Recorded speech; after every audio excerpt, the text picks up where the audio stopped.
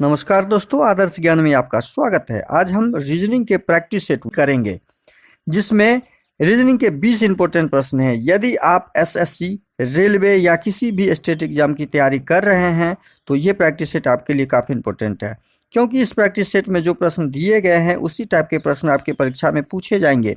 तो चलिए हम शुरू करते हैं प्रश्न संख्या 1 से।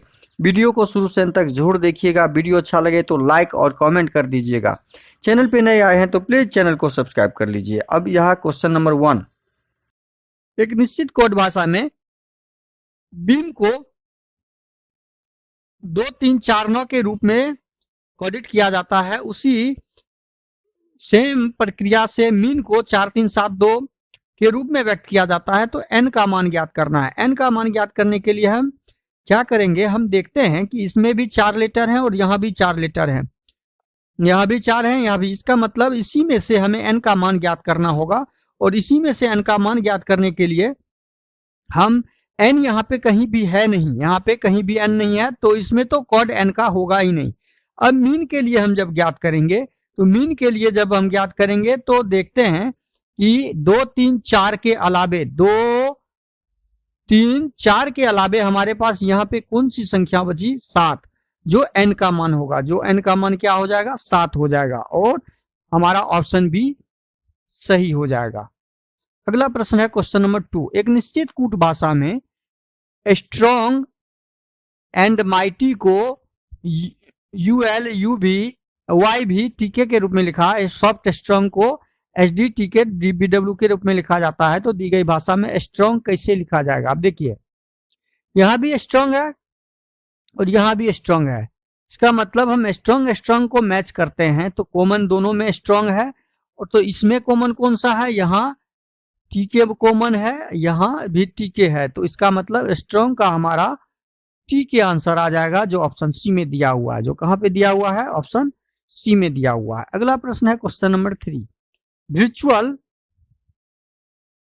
शब्द के प्रत्येक अक्षर को अंग्रेजी वर्णमाला क्रम में व्यवस्थित किया जाए तो कितने अक्षरों की संख्या अपरिवर्तित होगी? अब देखिए, वर्चुअल में भी हमारा जो होता है, भी कितने नंबर पे होता है? भी होता है। इसका नंबरिंग कर लेते हैं, नंबरिंग से आपको समझ में आएगा। 22 नंबर पे भी होता है। 22, I9, R18, T20, U21, A1, L11। अब पहले एक नंबर हम लिखेंगे तो ए पहले आ जाएगा। एक नंबर के बाद हमारा क्या आ जाएगा? आई आ जाएगा। अंग्रेजी वर्णमाला के हिसाब से ए बी सी डी के क्रम में जब लिखेंगे तो ए के बाद आई आ जाएगा, आई के बाद हमारा क्या आ जाएगा? एल आ जाएगा, एल के बाद क्या आ जाएगा? हमारा 18 आ जाएगा, आर आ जाएगा, आर के बाद हमारा क्या आ जाएगा? 20, टी आ जाएगा, 20 के बाद यू आ जाएगा, और यू के बाद भी आ जाएगा। अब इसको हमने तो अंग्रेजी वर्णमाला के अनुसार सजा लिया, क्रम में व्यवस्थित कर लिया। अब यहाँ पे प्रश्न में दिया हुआ है कितने अक्षरों की स्थिति अपरिवर्तित रहेगी। मतलब ये जो हमने सजाया और वर्चुअल में जो लिखा हुआ है, दोनों के क्रम में कोई अंतर आया, वो हमें ज्ञात करना है। अब यहाँ पे हम वर्चुअल का ही लिख लेते हैं, VIRTUAL।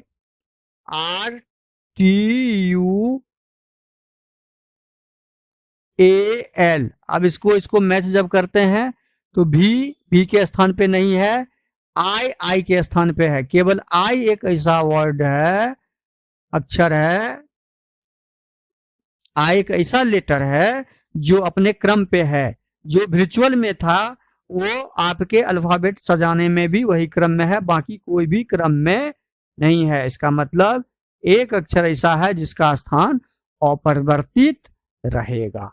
अगला प्रश्न है क्वेश्चन नंबर 4। उस जोड़े का चयन करें जो नीचे दिए गए पैटर्न के आधार पर पालन करता हो।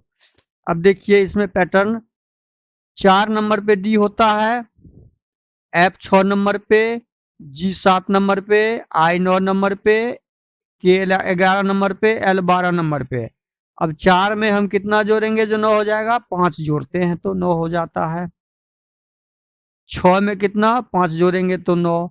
7 में कितना? 5 प्लस का यहाँ पैटर्न लगा हुआ है। यहाँ क्या लगा हुआ है? 5 प्लस का पैटर्न लगा हुआ है। उसी प्रकार एम होता है 13 नंबर, ओ होता है 15 नंबर, पी होता है 16 नंबर। 13 में कितना जोड़ेंगे तो 18 आर हो जाता है 5 जोड़ने के बाद। इसका मतलब एम ओ पी में 5 5 यदि जोड़ते हैं तो यहाँ भी 5 5 जोड़ का पैटर्न है, 5 प्लस और 5 प्लस का पैटर्न है जो आर टी यू में चेंज करता है। यही सेम पैटर्न हम ढूंढेंगे ऑप्शन में, यही पैटर्न वाला आंसर हमें ढूंढना है प्रश्न के अनुसार। तो पी 16 नंबर, पी कितने नंबर पे होता है 16 नंबर पे होता है। पी हमारा 16 नंबर पे है, 16 से 11 पे आया, 16 से कितना आ गया ये 11 आ गया, तो ये तो हमारा पैटर्न काम करेगा ही नहीं। ये 23 से में 5 जोड़ेंगे तो 28 आएगा, 28 पे बी होता है, 28 पे बी आएगा, जो यहाँ पे भी ये संभव नहीं है, यहाँ भी ये पैटर्न वर्क नहीं कर रहा है। सी में देखते हैं, एफ 6 नंबर पे होता है और ये 5 नंबर पे है, तो 6 से 5 5 प्लस का पैटर्न नहीं है, तो बचा हमारा ऑप्शन डी, हमारा ऑप्शन डी सही हो जाएगा। अगला प्रश्न है क्वेश्चन नंबर, और ये क्यों सही हुआ, क्योंकि टी होता है 20 नंबर पे और 20 में 5 जोड़ेंगे 25, प्लस 5 कर दिए 25। इसी प्रकार ये टोटल 25 5 जोड़ का नियम लगा हुआ। अगला प्रश्न क्वेश्चन नंबर 5, LBXF अंग्रेजी वर्णमाला क्रम के आधार पर एक निश्चित तरीके से SYCM से संबंधित है, उसी प्रकार देखिए यहाँ पे क्या दिया है, LBXF ये SYCM से कोडिंग किया हुआ है। अब इसका जब हम कोड ज्ञात करेंगे, इसका जब आंसर ढूंढेंगे तो इससे क्या संबंध स्थापित है वो ढूंढते हैं। तो देखिए क्या है, एल से एस करने पर 7 प्लस करते हैं, चूंकि एल होता है कितने नंबर पे 12 नंबर पे, एस होता है 19 नंबर पे, तो 12 में 7 जोड़ दिए। ये बी 2 नंबर पे होता है, एक्स 24 नंबर पे होता है, तो 2 में 7 जोड़ेंगे तो ये तो यहाँ पे वर्क नहीं किया, 24 में 7 जोड़े तो 31 होता है, जबकि यहाँ पे सी हमारा क्या हो जाएगा 29 होगा। अच्छा, एफ 6 नंबर पे होता है, 6 में 7 जोड़ेंगे तो 13, यहाँ 2 जगह 7 7 का एड है, 2 जगह 7 7 का एड है, और ये 2 लेटर में शुरू और लास्ट के लेटर में 7 का प्लसिंग है। इस 2 लेटर में क्या देखते हैं कि एक्स क्रॉस करके देखते हैं, 2 लेटर क्रॉस, इसमें +1 करते हैं और बी में फिर +1 करते हैं तो हमारा सी आ जाता है। मतलब 2 लेटर में +1 +7 और 2 लेटर में बीच के मिडिल लेटर में क्रॉसिंग दिखाया गया है प्रश्न में। उसी प्रकार यहाँ टी जी एफ वाई का भी हम चेक करते हैं, इसमें 7 यदि जोड़ते हैं, 20 में 7 जोड़ेंगे तो 27 हो जाएगा। 27 हमारा ए नंबर पे होता है, जिसका जी दिया हुआ है, जी का जी दिया हुआ है, एच दिया हुआ है और एफ दिया हुआ है। ये 2 जगह हमारा +7 दिया हुआ है और ये 2 जगह हमारा क्रॉसिंग दिया हुआ है, +1 करके हमारा ये क्रॉसिंग कर दिया है। तो हमने पैटर्न ढूंढ लिया, हमने क्या ढूंढा, हमने पैटर्न ढूंढ लिया कि हमें इस प्रश्न का आंसर का पैटर्न क्या दिया गया है। तो जेड, इसी प्रकार हम किसका ज्ञात करेंगे, हम जेड डी एम के का जब ज्ञात करेंगे तो जेड में 7 जोड़ेंगे तो कितना हो जाएगा, 26 में 7 जोड़ेंगे तो 26 + 7 33, और 33 नंबर पे कौन सा होता है, 33 का मतलब हो गया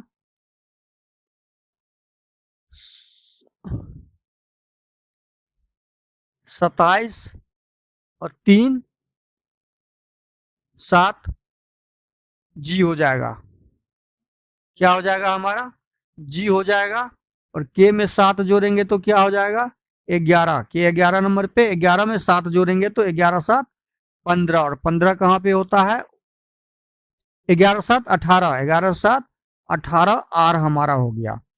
अब हम उसके बाद बीच के मिडिल के 2 को +1 करके क्रॉस कर देंगे, एम से एन हो जाएगा, डी से ई हो जाएगा, तो GNER, GNER हमारा ऑप्शन बी में दिया हुआ है, ऑप्शन बी सही हो जाएगा। हम पैटर्न जब ढूंढ लेंगे, पैटर्न ढूंढने के बाद हमारा आंसर जब भी आएगा तो हम शुरू और लास्ट के आंसर को ही मिला सकते हैं। यहाँ पे जी और आर दिया हुआ था, जी और आर वाला सिंगल एक ही आंसर है, तो ऑप्शन बी इतना करके भी हम आंसर निकाल के आगे क्वेश्चन पे बढ़ जाते हैं।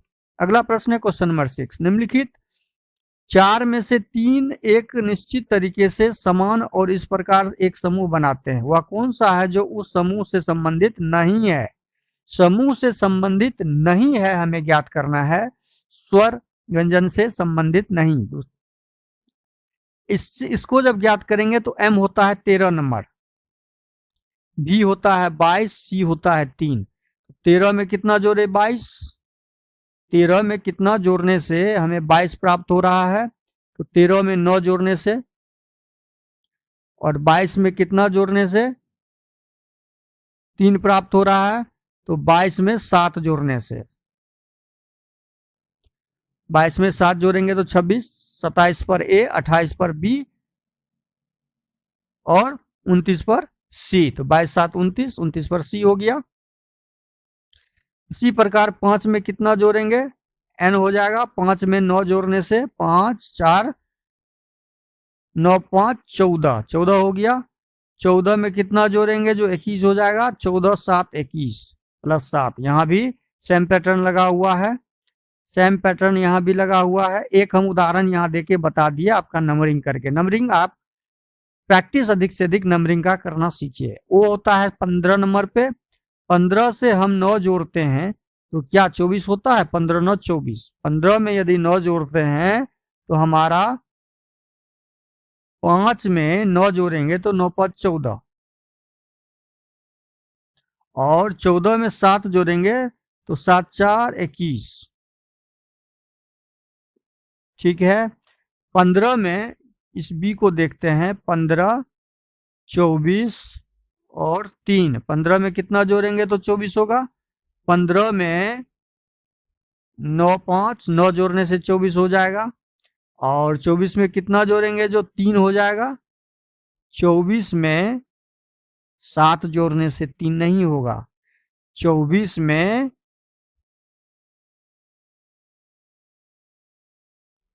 24 में कितना जोड़ा गया, 3 हो गया। 24 22 में 7 जोड़े तो 24 में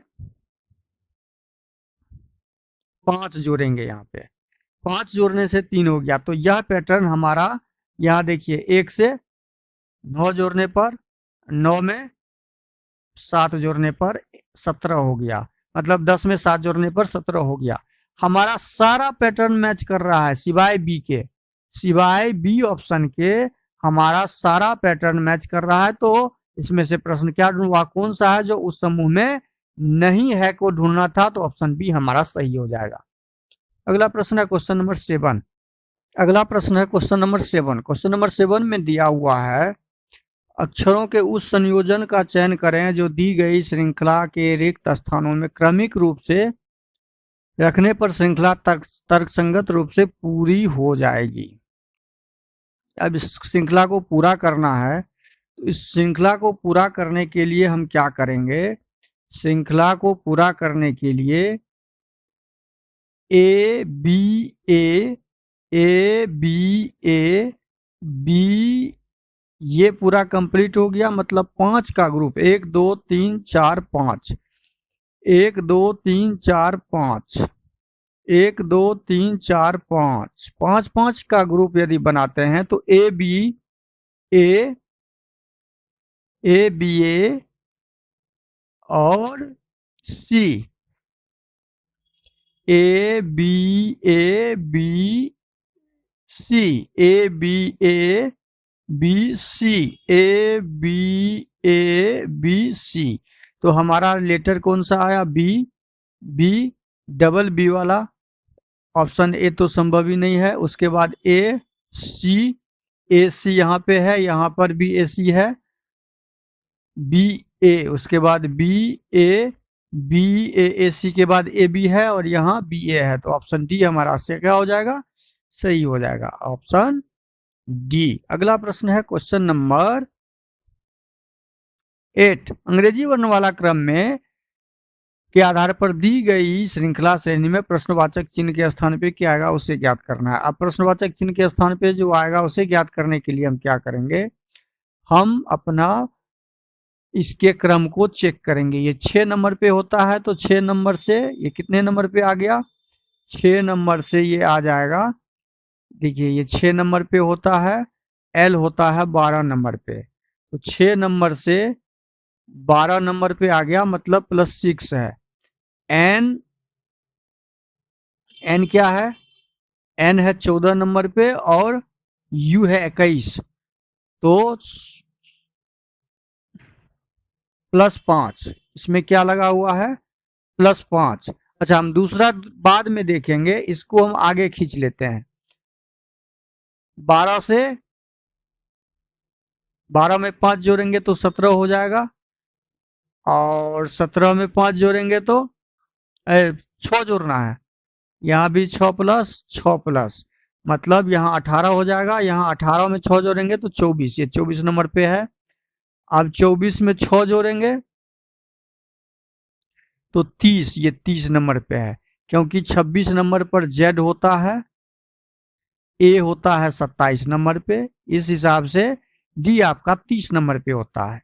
अब हम ये देखते हैं कि यहाँ 6 + 6 + 6 का यहाँ ग्रुप बना हुआ है, पैटर्न बना हुआ है। अब हम जब यहाँ पे एल 12 नंबर पे और उसमें 6 जोड़ेंगे तो 12 6 18, आर यहाँ पे पहला लेटर हो जाएगा, और आर से शुरू होने वाला केवल एक ही ऑप्शन है, सब बाकी जी एच और यू से है, तो ये ऑप्शन संभव नहीं है, ऑप्शन ए हमारा सही हो जाएगा। अगला प्रश्न है क्वेश्चन नंबर 9। ये सारे प्रश्न एसएससी सीएचएसएल में पूछा गया, ये करंट इस साल का प्रश्न है। एक निश्चित तर्क पालन करते हुए 96 16 से संबंधित है। उसी तर्क के अनुसार 96 का संबंध 16 के साथ जो है, वही संबंध 156 का 6 के साथ है, और यही संबंध 228 का ज्ञात करना है हमें। प्रश्नवाचक चिन्ह यहाँ पे दिया हुआ नहीं है तो हम अपने से रख देते हैं, ऐसे ज्ञात करना है। तो 16 को 196 में बदलने के लिए क्या किया है, 156 को 26 है, तो 16 16 6 96, 6 से गुना किया है, 26 को 6 से गुना किया तो 256 हो गया।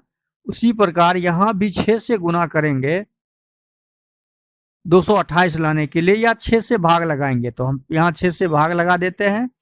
तो यहाँ से इस संख्या को प्राप्त करने के लिए 6 से भाग लगाने के लिए क्या करेंगे, 6 × 18, और 3 वाला यहाँ पे 2 है, तो ए ऑप्शन ए, और ऑप्शन ए संभव नहीं है, 3 है, ठीक है। 6 × 18 4 22, और 4 6 8 38, यहाँ पे हमारा ऑप्शन बी क्या हो जाएगा, सही हो जाएगा। ठीक है, सेम पैटर्न पे हमने उसको ज्ञात किया है। 38 को 6 से गुना करेंगे तो 228, या 228 में 6 से भाग देंगे तो 38। अगला प्रश्न है क्वेश्चन नंबर 10। उस सेट का चयन करें जिसमें संख्या उसी प्रकार से संबंधित है जैसे निम्नलिखित सेट की संख्याएं हैं। जैसे यहाँ 10 का संबंध 5 के साथ है, तो 5 को 2 से गुना किया तो 10, 5 को 4 से गुना किया तो 20, 7 को 2 से गुना किया तो 14, 7 को 4 से गुना किया तो 28। मतलब हमने बीच की संख्या को दाहिने तरफ 4 से गुना करना है, बाएं तरफ 2 से गुना करना है। क्या वो संख्या आती है, नहीं, ऑप्शन ए में नहीं है। ऑप्शन बी में 18 चौके 72 गुना 4 आ रहा है, और 18 दूनी 36 आना चाहिए था, 18 तिया आ रहा है, तो ये भी ऑप्शन नहीं होगा। अब हम सी ऑप्शन देखते हैं। सी ऑप्शन में क्या दिया हुआ है, 11 दूनी 22 और 11 चौके 44, जो इस पैटर्न को फॉलो कर रहा है, तो हमारा ऑप्शन सी क्या हो जाएगा, सही हो जाएगा। क्वेश्चन नंबर 11 में है प्रश्नवाचक चिन्ह के स्थान पे हमें संख्या ज्ञात करना है। तो प्रश्नवाचक चिन्ह के स्थान पे कौन सी संख्या आएगी, 0 से 4 आने के लिए +4 किया गया, 4 से 10 आने के लिए +6 किया गया, 6 से हम पीछे से आ रहे हैं, ठीक है, यहाँ माइनस कर लें या जोड़ लें। 6 10 में कितना जोड़ा गया, 8 जोड़ा गया, 18 हो गया। 18 में कितना जोड़ेंगे, प्रश्नवाचक चिन्ह ज्ञात हो जाएगा। इसका मतलब है इस यहाँ जो संख्या आएगी उसमें कितना जोड़ेंगे हम, तो 4 दू 6 दू 8 दू 10 दू 12, यहाँ पे 12 जोड़ा जाएगा तो 40, मतलब 40 में से 12 घटा लें या 8 में 4 दू 6 दू 8 दू 10, या 8 में 2 जोड़ के 10 जोड़ दें, 18 में 10 जोड़ दें या 40 में 12 घटा लें। तो 18 में 10 जोड़ेंगे तो 28 आ जाएगा। तो हमारा प्रश्नवाचक चिन्ह के स्थान पे क्या आ जाएगा, 28, जो ऑप्शन बी में दिया हुआ है। तो ऑप्शन बी हमारा सही हो जाएगा, क्योंकि यहाँ पे क्या हुआ, +2, यहाँ पे फिर क्या हुआ, +2, +2 का हम आगे बढ़ते गए हैं पीछे से, +2, इस आधार पे हमने 28 प्राप्त कर लिया। अगला प्रश्न है क्वेश्चन नंबर 12। दी गई श्रृंखला में प्रश्नवाचक चिन्ह के स्थान पे यहाँ भी हमें ज्ञात करना है। अब यहाँ 129 से 128 हुआ है, घटते गया है तो -1 हुआ। 128 से 124 हुआ तो -4 हुआ। 124 से 115 हुआ तो -9 हुआ। 115 से 99 हुआ, 115 से 99 हुआ तो 16 घटा है। 15 में से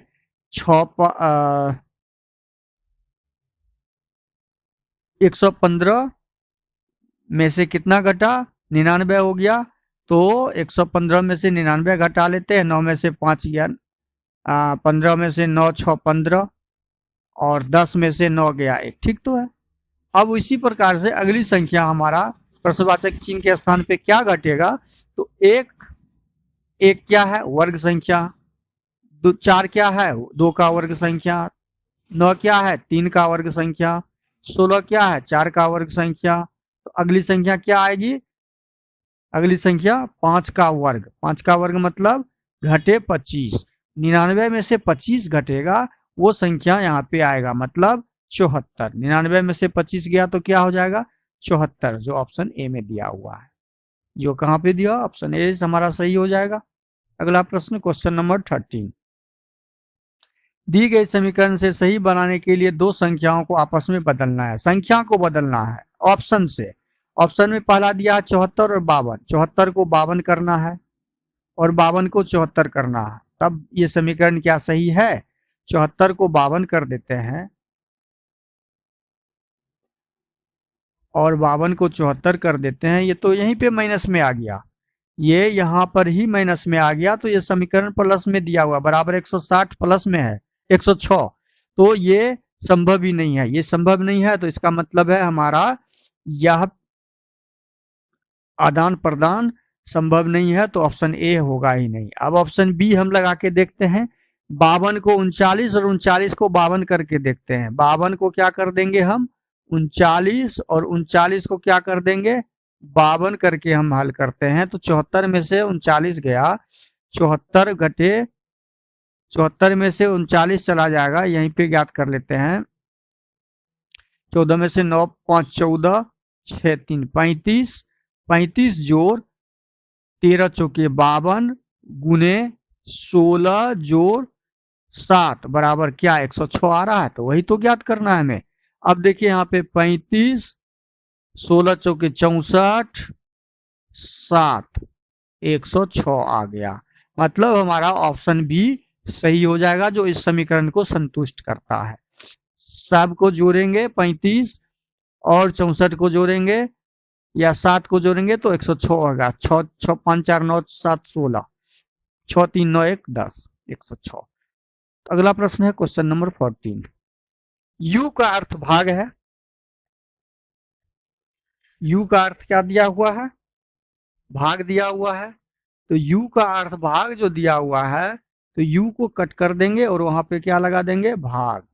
डी का अर्थ दिया हुआ है गुना, तो डी को कट कर देंगे और यहाँ रख देंगे गुना। बी का अर्थ जोड़ दिया हुआ है, तो बी को कट करके जोड़ डाल देंगे। टी का अर्थ घटाव दिया हुआ है, तो टी को कट करके घटाव डाल देंगे। अब इसको सॉल्व करेंगे, बराबर 13 घटे 26 भागा 13 गुने 24 जोड़ 7। अब इसको सॉल्व कीजिए। 13 घटे 13 दूनी 26, 2 गुना 24 दूनी 48। ये बस यहाँ मन में भी जोड़ सकते हैं, घटा सकते हैं। 13 घटे 24 दूना 48 जोड़ 7, 13 और 7, 13 7 कितना हो गया 20 माइनस 48, 24 दूनी 48, 13 दूनी 26 और 48 में से 20 जाएगा तो माइनस 28, माइनस 48 में से 20 चला गया तो माइनस 28, जो ऑप्शन सी में दिया हुआ है। कहाँ दिया हुआ है? हमारा आंसर ऑप्शन सी हो जाएगा। और सारे प्रश्न आपके CHSL में पूछे गए प्रश्न है। अगला प्रश्न है क्वेश्चन नंबर 15। निम्नलिखित समीकरण में प्रश्नवाचक चिन्ह के स्थान पर क्या आएगा? अब देखिए, प्रश्नवाचक चिन्ह यहाँ पे दिया हुआ है, उसका आंसर हमें ढूंढना है। प्लस को घटाव करना है और क्या किया गया है, करना है, यदि प्लस और घटाव को आपस में बदल दिया जाए और गुना और भाग को आपस में बदल दिया जाए। प्लस को क्या किया, प्लस को घटाव करके और घटाव को प्लस कर देना है, गुना को भाग कर देना है और भाग को गुना कर देंगे प्रश्न के अनुसार। तो हमें क्या प्राप्त होता है? 9 16 में 126 में भाग देंगे तो 9 दूनी 9 एकम 9, 4 9 9 5 9 7 16 9 8 72 18 हो जाएगा यहाँ पे। उसके बाद यहाँ जोड़ का चिन्ह आ जाएगा। 452 घटे 452 घटे 452 आ जाएगा। यहाँ घटाव का चिन्ह हो जाएगा।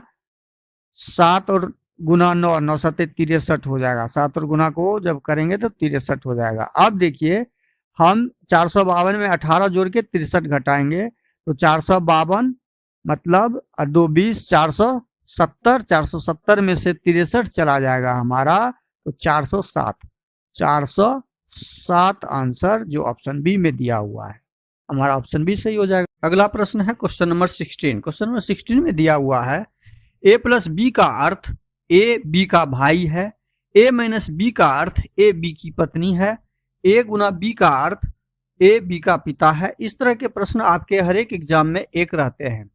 देखिए, a भागा b का अर्थ a b की बहन है। यहाँ पे जो डिटेल्स दिया हुआ है उस डिटेल्स के आधार पे हमें ज्ञात करना होता है इस तरह के प्रश्न का आंसर। आंसर में क्या दिया हुआ है? आंसर देख लीजिए क्या दिया हुआ है यहाँ पे कि t गुना x भागा y जोड़ z में z t का कौन होगा? z का t कौन होगा? z का t कौन होगा, ये ज्ञात करना है। और यह ज्ञात करने के लिए हम क्या करेंगे? हम यहाँ पर संबंध को बिठाएंगे इस सूत्र पे। t गुना x, t गुना x का मतलब क्या हो गया? t गुना x का मतलब हो गया यहाँ पे a गुना b का अर्थ यहाँ पे हमें डालना है। a गुना b का अर्थ जब डालेंगे तो a b का पिता है, मतलब इसको a मान लें और इसको b मान लें तो a b का पिता है। तो b कौन हो गया यहाँ पे? x हो गया। x का पिता कौन हो गया? t हो गया। डाल दिए हम, t पिता हो गया। पिता यहाँ पे लिख दीजिए या प्लस का चिन्ह डाल दीजिए। अब अगला स्टेप क्या है? x भागा y, x, अगला स्टेप है x भागा y। इसका मतलब क्या हो गया? x के जगह पे a रख देंगे, y के जगह पे b रख देंगे। हम इस फार्मूला को इस पे बैठाएंगे। देखिए, इसको इतना फुल डिटेल्स में इसलिए हम बता रहे हैं कि आप इसके बेसिक को पकड़ लें। जब इस फार्मूले को हम इस पे बैठाएंगे तो इसका सीधा मतलब हो गया a b की बहन है, a b की बहन है। इसका मतलब हो गया y की बहन है a, मतलब x, y की बहन है a। और बहन हम यहाँ लिख देंगे, बहन हम यहाँ पे लिख देंगे। तो x की a b की बहन, a यहाँ पर x हो गया, a b की बहन है तो x का भाई हो गया कौन? y। x का भाई हो जाएगा। अब यहाँ पे हम देखते हैं ये बहन हो गया तो ये माइनस हो जाएगा। अगला स्टेप क्या है, y plus Z. y plus Z का मतलब हमें ज्ञात करना होगा, तो a प्लस बी वाला फॉर्मूला यहाँ बैठाएंगे, ये a हो जाएगा, ये b हो जाएगा। इसका मतलब a b का भाई है, मतलब y किसका भाई है, z का भाई है, तो z का भाई y है, z का भाई y है। इसका मतलब ये हो गया फॉर्मूला के अनुसार। तो अब यहाँ हम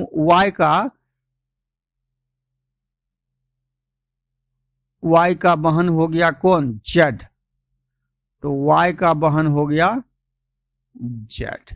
हमने सब डाल दिया, फॉर्मूला सेट कर दिया। अब फॉर्मूला सेट करने के बाद z t पिता हो गया, ये तो क्लियर तो है। z का कौन लगेगा, t।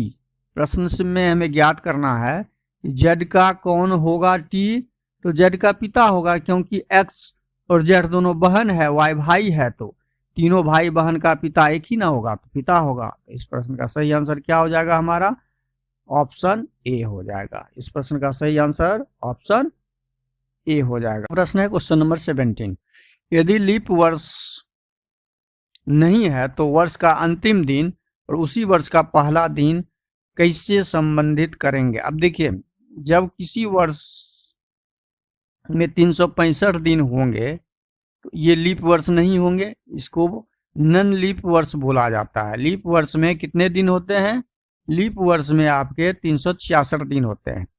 अब मान लीजिए उस वर्ष का 1 जनवरी को यदि हम सोमवार मान लेते हैं, 1 जनवरी को सोमवार मान लेते हैं, तो उसी वर्ष का 31 दिसंबर कौन सा दिन होगा, यही ज्ञात करना होगा। इसमें संबंध हमें क्या ज्ञात करना हो, यही संबंध निकालना है कि सोमवार यदि है तो 31 दिसंबर को क्या होगा, 1 जनवरी को। तो कुल दिन ज्ञात करना होता है। इसमें हमेशा ध्यान रखिए, कुल दिन बराबर हो जाएगा, कुल दिन 365 घटे 1, क्योंकि जनवरी का 1 जनवरी का हमें सोमवार पता है, तो 364 दिन। अब उसमें क्या करते हैं, 7 से भाग लगाते हैं। 364 दिन में 7 से भाग लगाते हैं तो हमारा शेषफल क्या आता है, 0।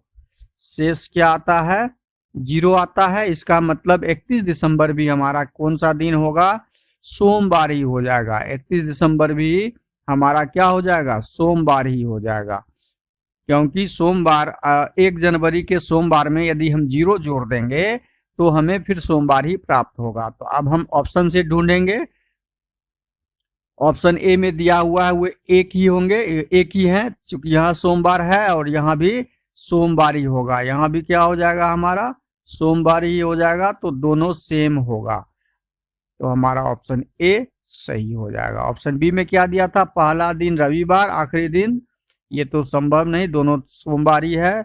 सी में क्या दिया था, पहला दिन रविवार, आखिरी दिन शनिवार, ये भी नहीं होगा। डी में दिया था पहला दिन मंगलवार, आखिरी दिन, ये भी नहीं होगा, क्योंकि दोनों दिन समान होगा। अगला प्रश्न है क्वेश्चन नंबर 18, कुछ चाबियां जंजीर है, कुछ चाबियां जंजीर हैं, तो कुछ चाबी पहले बनाएंगे, ये चाबी हो गया, और कुछ चाबी जंजीर हो गया, ये जंजीर का बना दिए। कुछ चाबियां जंजीर हैं, सभी जंजीरें ताले हैं, सभी जंजीर क्या है, ताले हैं, तो जितने भी जंजीर है वो सब क्या है, ताला है। ये ताला हो गया, ताला का डायग्राम बना दिया। कोई ताला चट्टान नहीं है, ये ताला है और ये चट्टान का डायग्राम है, नहीं है।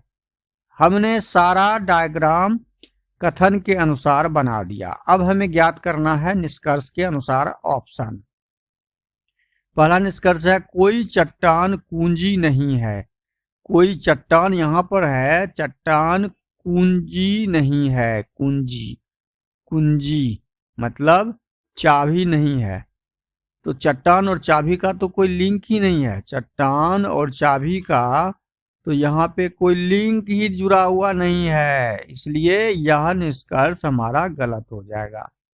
निष्कर्ष 2 देखते हैं। कम से कम कुछ चाबियां ताले हैं। कुछ चाबी यहाँ पर है और ताले यहाँ है, तो हाँ कुछ एरिया तो यहाँ पे दिख रहा है जो चाबी ताल, ये और निष्कर्ष सही है। तो केवल निष्कर्ष 2 अनुसरण करता है, ऑप्शन बी में दिया हुआ है, यह बी सही हो जाएगा। अगला प्रश्न है क्वेश्चन नंबर 19। यदि दी गई शीट को घन के बराबर मोड़ा जाए तो हैच के विपरीत की दिशा में क्या प्रतीक होगा। अब देखिए, इसका जब भी ज्ञात करते हैं तो एक एकांतर करके हम लोग ज्ञात करते हैं। यहाँ लेमडा का विपरीत हो जाएगा वाई लेमडा, इन्फिनिटी का विपरीत हो जाएगा पाई, और परसेंटेज का विपरीत हो जाएगा हैच। तो यहाँ पे क्लियर हो गया कौन किसका विपरीत है। तो हमें हैच का निकालना है, तो हैच का विपरीत परसेंटेज होगा, जो ऑप्शन बी में दिया हुआ है। हमारा ऑप्शन बी सही हो जाएगा। अगला प्रश्न है क्वेश्चन नंबर 20। यदि दी गई शीट को घन, फिर ये घन वाला ही है, तो y के विपरीत ज्ञात करना है। y के विपरीत दिशा में कौन सा अक्षर होगा, तो इसमें z का विपरीत हमारा y हो जाएगा। u का विपरीत हमारा क्या हो जाएगा, u का विपरीत x हो जाएगा, और v का विपरीत w हो जाएगा। हम सबका विपरीत ज्ञात कर लिए हैं। हमें निकालना है y का, तो y यहाँ पर था और y का विपरीत z होगा, तो हमारा ऑप्शन क्या सही हो जाएगा, ऑप्शन बी सही हो जाएगा, z। वीडियो शुरू से अंत तक जरूर देखिए। वीडियो अच्छा लगे तो लाइक और कमेंट कर दीजिए। चैनल पे नए आए हैं तो प्लीज चैनल को सब्सक्राइब कर लीजिए। बेल आइकन को ऑल सेट पे जरूर डाल दीजिएगा। थैंक यू, धन्यवाद, जय हिंद, जय भारत।